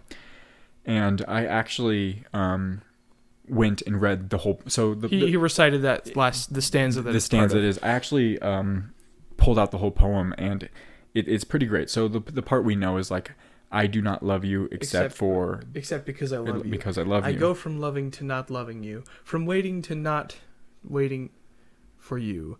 My heart moves from the cold into the fire. And what that poem actually is it's kind of like a one-sided it's love, a one-sided, right? yeah, like an affair. Not a one-sided love affair, I should say. Yeah. The poem's actually really great. I read it when I was doing my analysis for this because I wanted more context onto what was going on. So like the whole poem, and it's not that long, is I do not love you except because I love you. I go from loving to not loving you, from waiting to not waiting for you. My heart moves from cold to fire. I love you only because you, the one I love. I hate you deeply, and hating you, bend to you, and measure of my changing love for you. Is that I do not see you, but love you blindly. Maybe January light will costume my heart with its cruel ray, stealing my key to the true calm. In this part of the story, I'm the one who dies. The only one, and I will die of love because I love you. Because I love you, love in fire, in blood. And the whole point of this poem is this man who is getting torn apart because he loves this woman who will never love him back. This passion, he tries to hate her, he tries to push her away, but every time he tries to push her away, it reminds him how much he loves this woman. So needless to say, it's been misinterpreted by Jack. So Jack, not knowing what this poem was at all, but knowing that Allison liked Neruda. Love Neruda. He read the I do not love you except and so he put wrote it on that on the cake and gave it to her. And she just laughed at him. But it was sweet, so she went for it. It was the nicest. She said it was the nicest thing anyone has ever done for her. And Jack and Allison are all, and even D and B are like all, they're like, it's like everyone's like, well, that's, such a sweet story. And then D and B, not knowing what he's getting into, goes, Todd and Freya? Yeah. And how about you? What about you guys? And Todd just sort of goes, this should be good. Yep. And she goes, he worked at a car dealership. I went to buy a car. We took a test drive and we ended up having sex. And there was just like, no one said anything after. Todd goes, yep, sounds about right. And she's like, and David Nathan Bright's like, what kind of car was it? And she's like, I can't remember. I didn't buy it. And Todd's like, think. And she's like, a Ford? He works at Lexus. Yeah. And and D&B is like, you didn't buy it? And she's like, he wouldn't. And even in this moment of like this awkward thing, D&B does an amazing job at just like creating levity. And he kind of made it, and like everyone's kind of laughing, and Allison's hugging and kissing Freya, and she's like, what? He didn't give me a deal. And everyone's just like kind of happy all of them. And Allison's kind of caught up in the moment, so she asks like, D&B, she says, hey, is there a special lady in your life at all? And that's kind of where the air changes, and there's silence, and David Nathan Bright just sort of stands up kind of slowly and smiles. Says, this has been great. I appreciate everything. I really ought to be going. And Allison's like, oh, I asked too much. Of course. I hope you have a great day. Sorry we sidetracked you. And Jack's like, can I send you with something? And he's like, no. Thank you. I'm super impressed with you. I'll be a regular at a restaurant. What you make is better than restaurants. And so Jack is smitten with the man. He's pumping him full of ego. And he's like, I'll have your clothes returned. Yep. And everything's like going to an end. And David Nathan Bright is about to leave. And then out of the blue, Freya. She says, I got a new job. I got a job today. And Todd's like, what? And DMB's like, oh, that's wonderful. And everyone's like, doesn't think much of it. And Freya's like, what? Aren't you going to congratulate me? Aren't you going to come with wonderful gifts? Like you did for Allison? And he goes, well, I don't. And like Todd and everyone's like, Freya, stop. And she Freya, is equivalently just as plastered as her husband was when he got in. And she, this is where Freya starts to kind of go off a little bit. Yeah, and she's like, we've been friends through college. But like this whole like birthday weirdness and like, and then she's like, and you, Mr. Generosity. And she just goes, lists Mr. Three Names, everything bring gifts, done. Well wish, He's like, I know how expensive that wine is. Well, and she's like, yeah, but I got a job this morning. I'm good at my job. I'm not 100%, but because of her accent, and like she's going off and she's like insulting David Nathan Bright, and everyone's like, dude, stop. And after all of this, it kind of goes down. It's like DMB's like, you sell wine. You sell wine. Totally, almost unfazed. Yeah, and Freya's like, interesting, isn't it? And he's like, it's actually coincidental. My friend the one I'm meeting from Paris, she's in town for that very reasoning. And Freya's like, oh yeah, interviewing for a job. Well, you can tell your Parisian friend that I got the job in the bag. It's me, it's mine. And David Nathan Bright goes, well, actually, she's not here to get a job. She runs that's her business. She's interviewing someone for a job, and instantly he goes, "Hey, Pauline's not here to get the job." And Freya goes, "Pauline, shoot!" Yeah, and it kind of deflates her instantly. Immediately, that buzz is gone. And then she downs her entire glass of entire glass of wine. But David Nathan Bright, this is kind of the enigma character he is. He goes, after all that, after everything, he goes, well, isn't that great? That's hilarious. You know what? Pauline would really appreciate the irony she there. Would, yeah. I think I'll and Jack's like, oh, invite her over. And he's like, you're not going to make your reservations. Yeah, so like, we got food, plenty of food. And like, after all that, after all Freya did, they're like, oh, let's salvage this. And he's like, well, Freya, you thought she offered you the job, but you're not entirely. We could ask her. Yeah, well, let's find out. I read that the first time, and I was like, that could be very, very threatening. Yeah, because she just lit into him. And here's the thing: it's David Nathan Bright. Nothing in his character, even though it would make perfect narrative sense for him to be like, oh, all right, well, let's find out then. But he doesn't. He's very much still. She showed genuine. her prowess with knowing exactly what kind of wine, right? And so. He genuinely wants to help Freya out. And Freya's like, what is wrong with you? What do you want? Like, I was just horrible to you and you want to help me? And she's like, oh, yeah, well, Pauline, I've known her since she was young. She, runs around barefoots and plays the bongos, she has her business side, but, she's great. I'll get her over. And so he leaves to calls her. Well, and this is an important little line of dialogue that I feel like we didn't talk about earlier, but David Nathan Bright, his go-to phrase is, "It's nothing. It's nothing. It's nothing. It's nothing."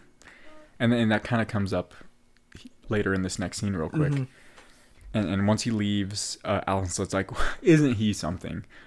You're welcome, by the way, which is kind of a rude thing. Like, I'm not totally on Alison's side about that. She's like taking all the credit for it, even though she kind of caused all this chaos.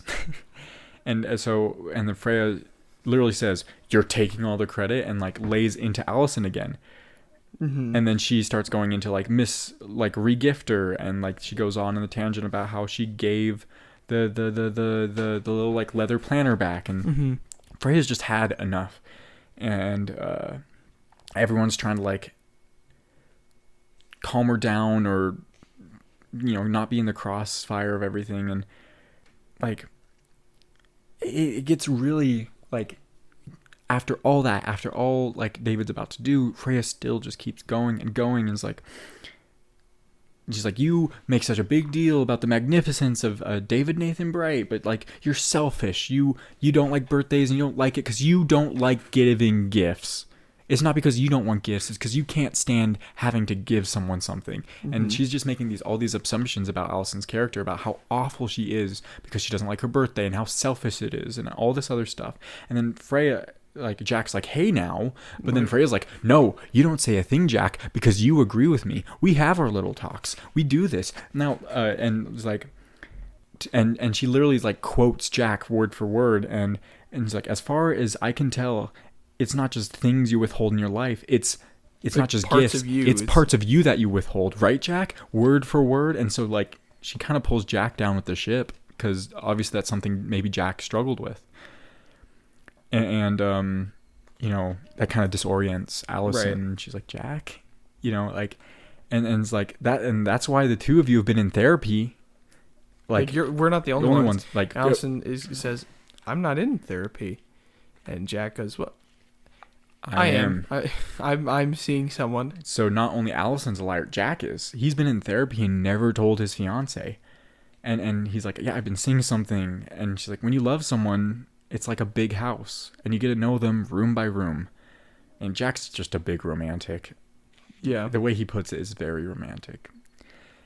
And he's like, I mean, you don't always get the glimpse of every room, and that's okay, except you withhold wings and whole sides sections of the house, and you refuse to share it with me. And Allison really kind of betrayed in this moment. All she can really come up with is like, I don't like birthdays. Even after all that, she doesn't have a good explanation. And then Todd's cell phone has been ringing and texting, and Freya's like, who's texting you? You know, we're going to therapy. Like, who possibly could be texting you? And she's like, who's Kate? And like, so there's this all of a sudden this insinuation that Todd is, you know, texting this other woman. Mm-hmm. And Todd's like, you wouldn't understand, which is like the worst thing you could say. It's true. I mean, he's right. He's right. In his situation. Yeah. But yes. And then re-enters David Nathan Bright, and he's like, "Oh, she's coming over." She said you interviewed very well. Then, we'll talk. Yeah, and he kind of notices that the vibe is off now, and he goes, "Is everything all right?" And Freya, once again, Freya can't stop digging a hole. She just sort of keeps going. She's like, "Did you confirm?" And he's like, "Excuse me." She's like, "Did she give me the job?" And he's like, "Oh, she's coming in a second. She'll tell you." And she's like, "No way. I'm spending an entire evening with a woman that didn't give me a job. Right. So you need to call her back and ask if she gave me the job, Mr. Generos." Like, yeah. And Jack's like, "Oh, she'll be here." And Allison's trying to kind of save she's like, it. "David, I'm so sorry." And then David Nathan Bright just goes, he's like, "Jack, you have a toast, right?" Let's do that. Let's focus on that. So they kind of get that started, and then Jack starts to talk about this special wine he's been saving. Yeah, how kind of important it is to him. And he said it cost him a car payment, which that's expensive. Yeah, and he's like, you know, I'm not big on wine. I don't really know a whole lot about it, but you know, when I drank this, it reminded me of Allison. It was complex. It was, it wasn't anything special, but it reminded me of you. There's change there, and just like he said, I don't know exactly what it is you're experiencing, but you want to keep it. You want to keep at it. It's full-bodied, which makes it corny, but there's an unexpected sweetness that only comes when you stick with it until the very end. The finish, and he ends it, and he's like, "Oh, I need the wine key." And so Todd's like, "I got it. Yeah, you keep talking. I'll open the bottle. You keep talking," because he's going and basically not serenading, but like telling about how much this wine meant to him and how long he's been saving it and how expensive it was and how much this opened it. And you know, Todd grabs the wine key, but he grabs the wrong wine. He grabs David Nathan Bright's wine, his $6,000 wine, and pops the cork. And then Allison sees it just before it happens. And so both Allison and Freya go, "No!" Kind of like very dramatic. And that's like that's not and that's like that's the wine David brought. And he's like, "Oh, that David Nathan Brooks, that's fine." And it's like, "No, it's not. That's a $6,000 of wine." To which both the boys kind of go, "What?" Oh, no. So like here's Jack explaining this special bottle of wine that was maybe a couple $100, and his friend just popped open tenfold of a wine. Yes. And Freya now is like fully off the deep end, just screaming, laughing at the situation. Like Freya's laughing and like kind of like Jack's like, "Get her out of here!" Get her, like literally He's hysterical. Mad. This is like the first time you see Jack like fully mad. Like he gets a little like angry with Allison, but this is like assertive, authoritarian. "Get her out of here!" And Freya's like, "Who are," like yelling at David Nathan Bright, "Who are you? What do you want? What do you want?" And David Nathan Bright, of course, wants nothing. He says nothing. Simply nothing. And then Freya's like, that's effed. That's beyond comprehension. And she's like, "I'll figure you out." Like she's obsessed. And we get a glimpse of how much Freya obsesses over little things like this that she can't comprehend. Because we got that at the very beginning. And this is kind of the culmination of her character. Like she can't not let things go. And she's very obsessive. And she literally says, "I'm going to sleuth it out." And Todd's like, Freya, like, and they're trying to be like, Freya, stop, you've been at it all night. And, you know, DNB is like, it's fine. You know, the wine bottle, we'll drink it later when Pauline gets here. Let's taste Jack's wine. So even after Freya's like screaming her head off, being like, who are you? He's like, let's finish this toast. Here, let's do Jack's wine. The wine's about the emotion. Your notes were remarkable. Your tasting notes were remarkable. I'd be honored. And Jack, like at this point, he's defeated. He goes, it's ruined. It's ruined. I saved this for so long, and it's ruined. And Allison's like, no, honey, please. And Jack kind of snaps. He's like, shut up, Allison. You're selfish, and you've ruined everything. And he goes, I don't know how this could possibly get any worse. And right on cue, Todd answers Jack's phone call. And Todd's like, this isn't a good time. And Jack's like, take a message. And Todd's like, I think you're going to want to take this. And he says, take a message. So Allison kind of grabs the phone. She's like, Jack's indisposed at the moment. What can... And then she goes, okay, I understand. Thank you. Hangs up. And Jack already knows. He knows. He knows the answer he got.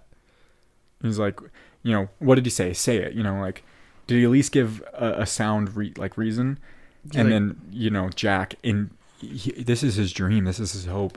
And everything has already gone so wrong. He just hurls his dishes across. He's trying to make this evening special for his fiance, even though he's not supposed to. He had the wine. He had the food. And it's all been ruined. And he grabs a dish and hurls it full force just across the kitchen and shatters it against the wall. And he takes a tablecloth and pulls it off the table. He snapped. And it's one of those things where Jack, one of our favorite characters, he's just a romantic. He just is trying his best at everything he does. And in that moment, it's done. It's over. It's ruined. He snapped. He's throwing stuff around. He's probably, if I was a director, I'd be like, cuss up a storm. Your show, this frustration is definitely not Jack's character, but it has come to this culmination of a point where it's just grilling and drilling into him, and he just can't handle it anymore. And here's Jack ruining this whole meal, and Allison's just standing there with her hand over her mouth in disbelief. Oh, dude, I'm getting misty-eyed even just thinking about it. Genuinely. Oh, it's so good. And finally, Jack storms off. And he just, yeah. Because, having a character, such a lovely character as Jack, truly snap like that must be just the worst situation he's ever lived. It's gotta feel so trying bad. So hard, and he just can't win. I'm trying to imagine sitting in a theater and just feeling that. If you're gonna root for anyone in this whole play, it's Jack. It's Jack because he's trying so hard. It's the poem. It's the speech about the wine. It's the food that he made up. It's everything before that. He's trying so hard, and it just keeps getting ruined. And it's not. It is Allison's fault, but not. But it's not. You can't squarely place the blame on Allison. Freya went crazy, and literally went crazy. And this Todd, situation is, I think, more Freya. Yeah. Yeah, and then. So at this point, it's kind of it's silent for a while, and Todd... and it's literally Todd and David Nathan Bright on stage. Yeah. And he goes, I think he's like, I finally remember whose umbrella that is. I where I recognize it from. There's this woman who comes to the dealership every week or so, and they warn me about her that she goes on test drives, but never buys the car. And I don't mind. I like it. It gets me out of the showroom. I drive her around like a chauffeur, and it's relaxing. And that's why they're going to fire me. I literally gave her my number, and she texts me a bit, and she's just old and alone. And we go to lunch or walk around museums and spend the day looking at art, And they fired me. But, I couldn't tell Freya. I couldn't tell her the truth. And she thinks she could not understand. She would not comprehend why I would risk my job just to drive an old lady around. To get to be there, and then the doorbell rings, and Jack and Allison kind of come back. They come back, and David Nathan Bright goes, "I'll go get it. We're just gonna leave. We're just gonna go. Me and Pauline are And then this is important. David Nathan Bright pulls out his checkbook, and he goes up to Jack, and Jack's like, "What are you doing?" Because Jack knows. He's like, "What are you doing?" I imagine Jack's probably like, "Don't do this." Maybe calm down, but he's on the edge of like tears or tearing up, like just like his dream has just literally been crushed, and he's like, "This isn't a gift. It's an investment into your restaurant." So, and then he goes off to leave, and he turns back right before he leaves, and he says, "Okay, listen, and I have this book. It's a first edition of all of these poems. They're Neruda's love sonnets." And he's like, "It's perfect." He's like, "Call it a wedding gift or whatever." And he's like, "I'll send it to them." And he starts to leave, and Jack, this is when like he fully, like if he didn't fully lose it a couple moments before this, he loses it now. And he just hurls himself across the room and just reels one and punches David Nathan Bright just right in the face. Like out of nowhere, smacks this old man. Allison screams like a banshee, so shrill, so surprising that she stopped everyone. The fight, David Nathan Bright in the tracks, grabs the $600 bottle of wine and just chugs it. Starts dumping it all over her, right in her mouth, all over her chin, just like a monster. And then the lights fade. And then that takes us into the final scene. Scene 8. We open up on a beautifully pristine apartment. In the stage directions, it's described as the walls all being the same but decorated differently. Where there once was food splatters is lovely paintings, and on it there is Nicolas Poussin's El Yet, which is, I said it wrong, but it is French for the summer. And it is a series of paintings that he painted depicting the story of Ruth in the Old Testament. And we open up and we look around. There's David Nathan Bright, bright and early, getting almost ready for the day. Mm-hmm. And we see Allison sleeping on a sofa in what we now know is David Nathan Bright's apartment.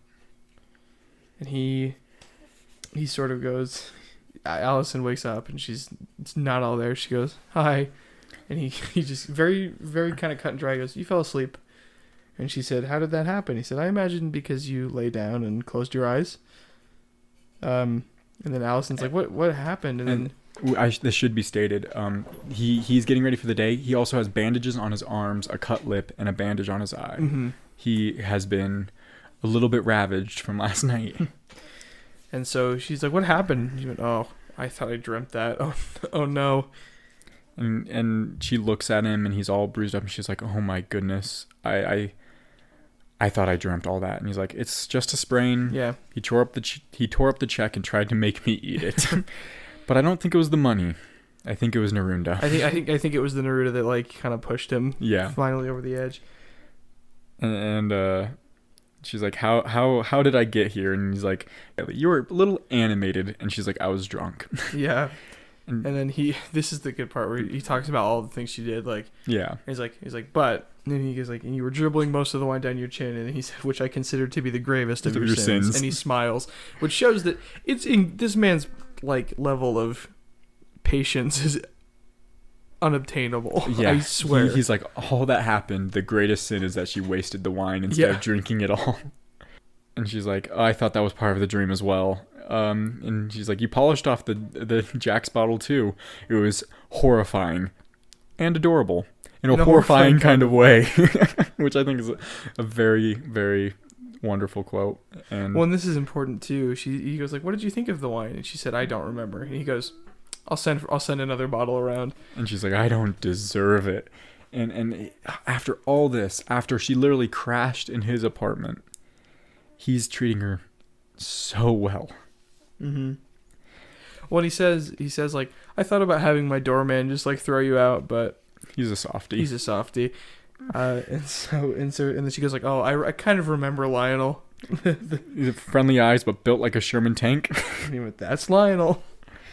And she's like, "Then what happened?" And he's like, "Well, you kind of came in and she's like blacked out." And he's like, "It was a little more dignified than that. You were talking And then you stopped and just slumped over.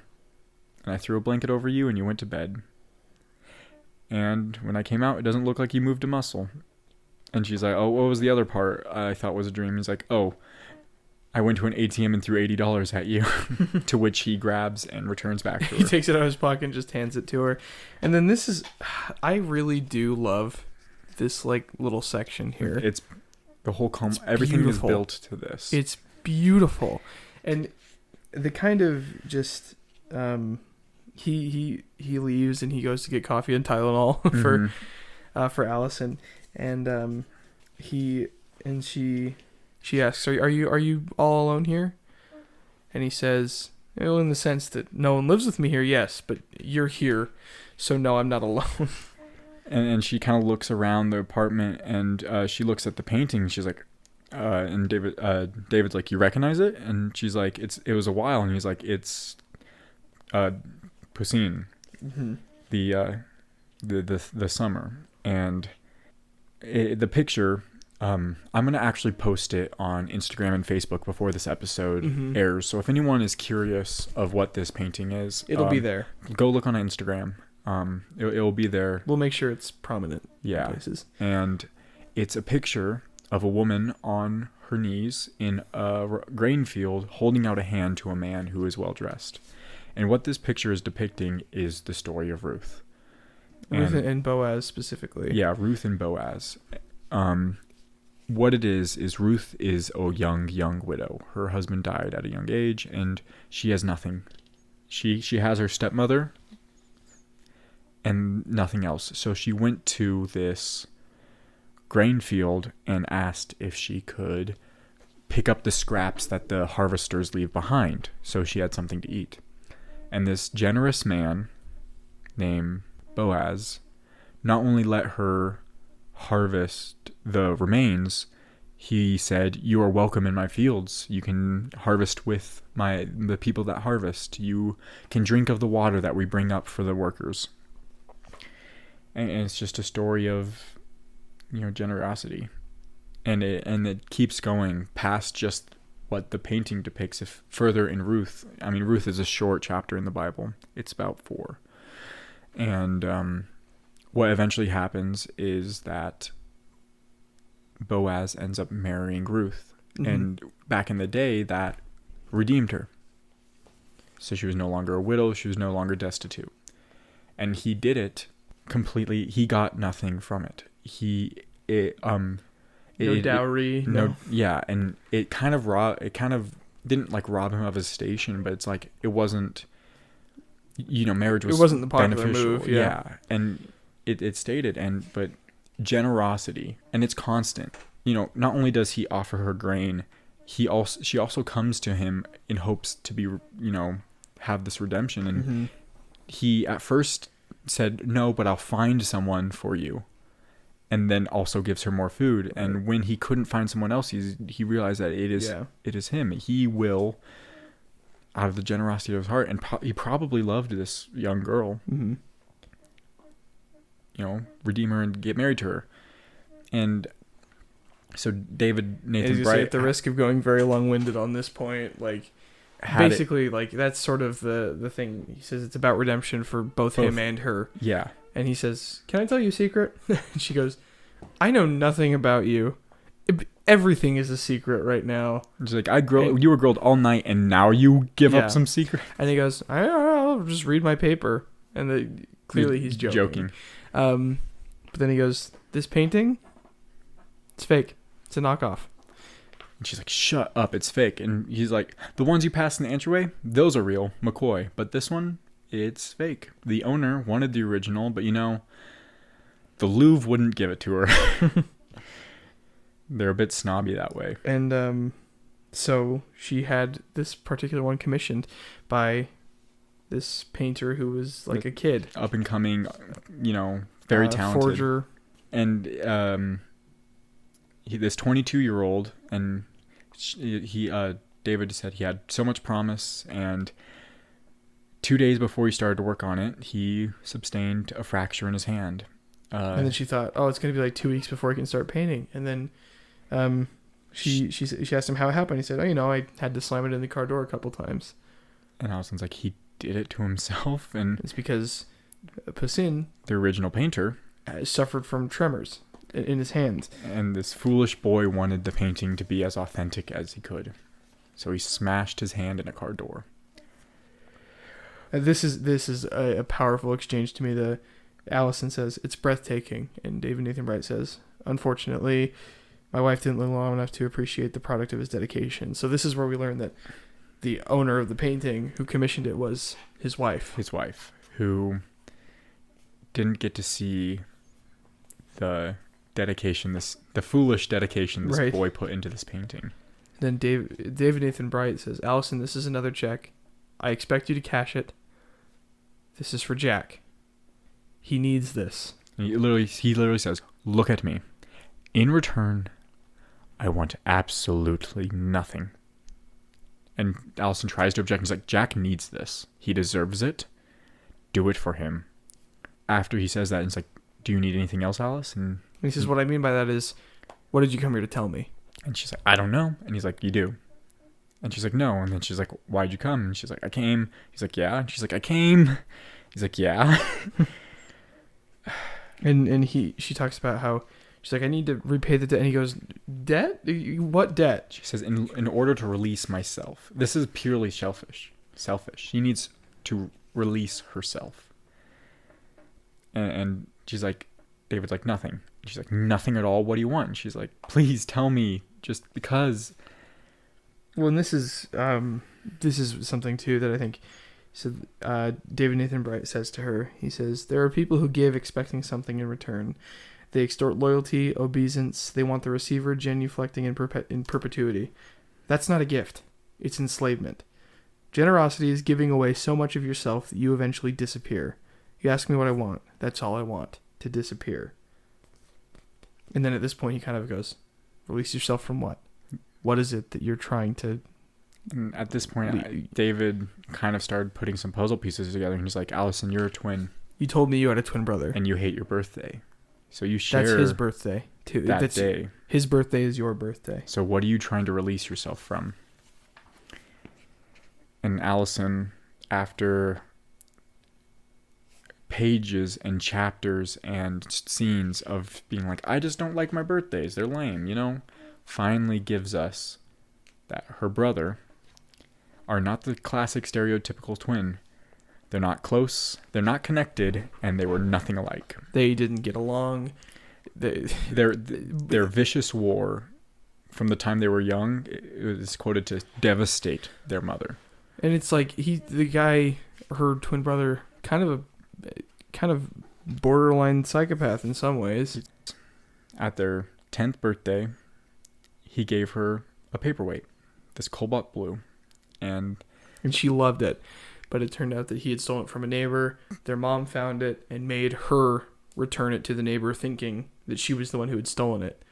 Allison, not having the heart to rat out her brother, kind of took one for the team. She said didn't rat on him. She didn't say she did it, but the way that woman looked at her, she said with such disdain, I felt like a thief, and slowly I started to believe it. For years I swallowed the guilt for all my brother's transactions. I hated him so much, but I ate his sins, and I ate his sins in exchange for getting him out of my life. Then come to find out her brother was in Malaysia and he got sick, and he kept calling and she never picked up. She didn't even know he was sick until after he died. And she wouldn't pick up. She refused to pick up the phone. He called so much that she changed her phone number. This is how much she wanted just to extract herself away from this man. And then all of a sudden, her mom called. And it says, my brother died alone in agony on our birthday in a hospital in Penang. He was calling for something only I could give, bone marrow. But I never bothered to pick up the phone. And she kind of looks at David Nathan Bright. She's like, so are you going to tell me something? And then after this, she says, I got a package in the mail after he died, and it was that paperweight. And she's like, I don't know when he stole it back. But she had it again. It was the ungenerous gift, this horrible little token of my selfishness. And a note that said, "Happy birthday." And she gave that paperweight to the first person she saw on the street. David Nathan Bright doesn't say anything. He holds her hand out to her, much to mirror the painting. Mm-hmm. She kisses his hand and says, "Thank you." And he says, "It's nothing." And I just want to read the last stage direction of how this scene ends. Oh, it's good. They turn to the painting. As the light from the window strikes the poussine, illuminating the central figures that are subject of the composition. 5 seconds. David Nathan Bright stands. He disappears. Allison is alone. She stands. She turns towards us. She sees the check. She looks out at the audience. 5 seconds. Blackout. And that is the end. That is the end of The Open Hand by Robert Casely. What a trip. That play, it's such a rapid escalation. Yes, but I think done very masterfully. Well. Yeah. It's brilliant. The dialogue is something. That is the heavyweight hitter of this. And, without a doubt. And we can't really. I mean, we tried our hardest, but we can't really exemplify how great that is by summarizing. Oh no, there's going to be many plays on this podcast that I tell you go read to fully grasp. Yeah. Go read this play. It doesn't matter what Jordan or I tell you. You won't get the same feeling you'll get as if you just. There's things you'll read that will make you cringe so hard you don't want to turn the page. There's things you'll feel so lovely and sweet about as Jack proclaims his passion for his fiancée. But it's wonderful. I loved it. I haven't read it brilliant. Until recently, recommended to me by many people at my university. And even knowing the author kind of made it even more special to me, of like knowing how masterful this script has been crafted. I definitely want to do this script at some point personally. Certainly. Yeah, for sure. Goodness. Me too. Yeah. Bad. But that's one of the brilliant things about it, I think, about the show is just being able to read so many plays and being able to articulate now like what I want to do with it. I mentioned it earlier on how I was dying to talk to Jacob about some plot points, and like we just kind of finally get to like look at each other. Which is why this podcast is going to be so long. And it's so great. We don't want to keep you any longer. Thank you so much for listening. Thank you for joining us on this I hope you guys enjoyed. Next week, we are reading 4,000 Miles by Amy Herzog. Now, this is one I've never read before. I've seen scenes of it done. I've seen scenes for sure. I don't know that I've read it either. I'm really excited to get the full grasp of this play. We hope you read it with us. Thank you again for listening. If you want to help us or support us in any way, the best thing you can do is just tell one friend. Recommend it to someone who you think would like it. Because if one person tells one person, that's doubling our audience. It's true. We won't go much longer. Thank you so much for listening. I'm J.S. Peterson. I'm Jacob Brock. I hope you guys have a great month. Yes, we'll see you next month as we go to read 4,000 Miles by Amy Herzog. Goodbye. Theater is produced in association with the Compass Rose Company. If you want to hear more from us, make sure to subscribe to our podcast wherever you are listening. More information on the show can be found in the episode's show notes at theaterispodcast.com. And if you want to see more from Compass Rose Company, visit us at Compass Rose Company on YouTube and Compass Rose Company on Instagram.